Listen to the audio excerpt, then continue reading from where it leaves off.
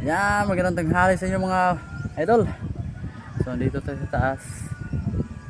So tapos lang tayo mag-room ng power sa jumper. So yung kulang na lang mga idol,